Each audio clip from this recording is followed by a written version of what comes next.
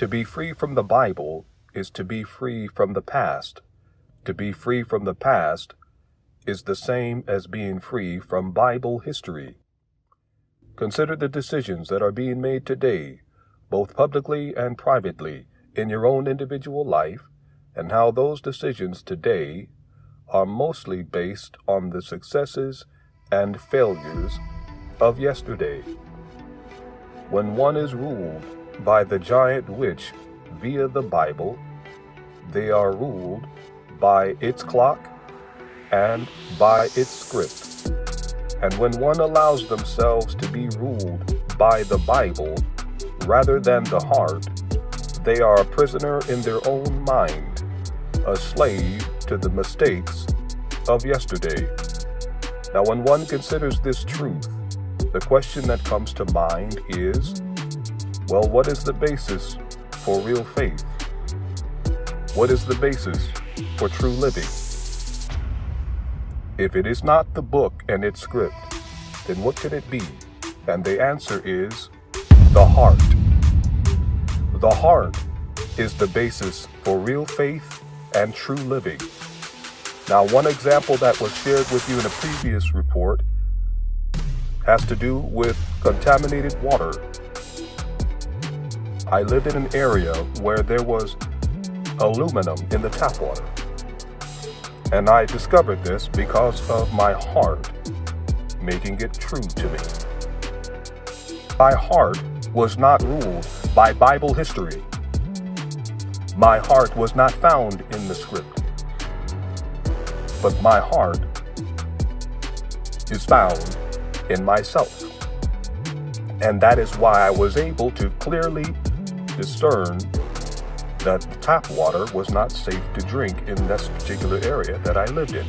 However, prior to this experience, I lived in another area where in this location, the tap water was safe to drink. Now, how would I know the difference if I had my heart under the rule of Bible history? Little children, I wouldn't know the difference. If my heart was in the Bible, I would have had a one-dimensional approach where I would have thought that all water was unsafe to drink.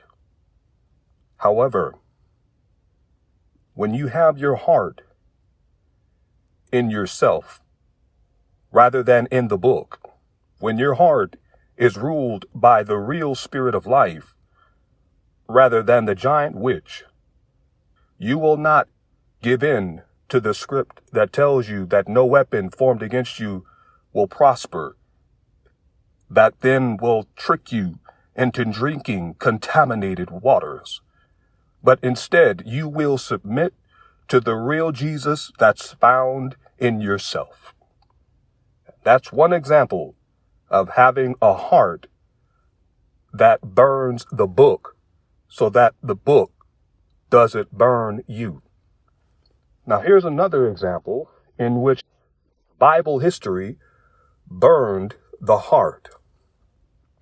And this has to do with a gentleman by the name of Henry.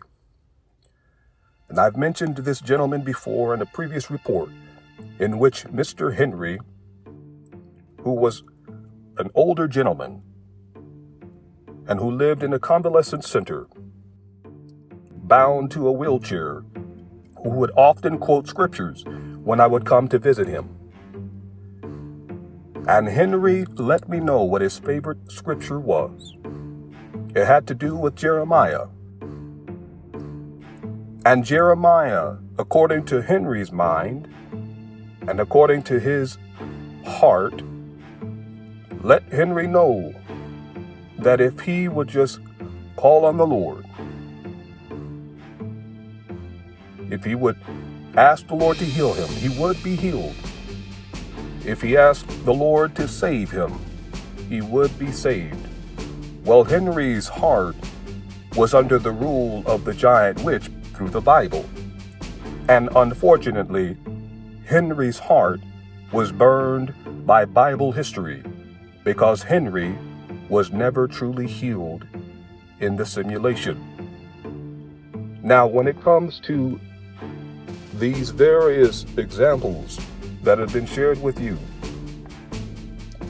the ultimate takeaway, little children, should be that if you allow Bible history to influence you in such a way that you're no longer connected to the heart in yourself and instead have your heart in the book, you will be left unfulfilled.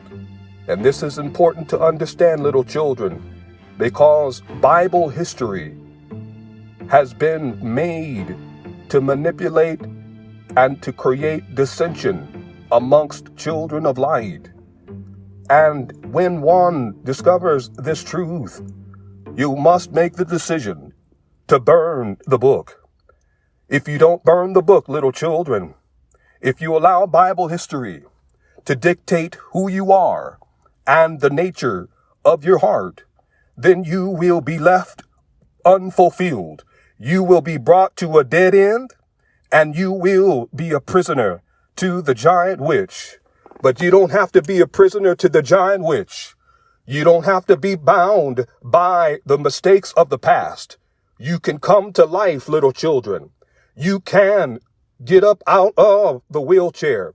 You don't have to be like Henry, bound and under the control of illusions. You can live and be free from mind control and misery.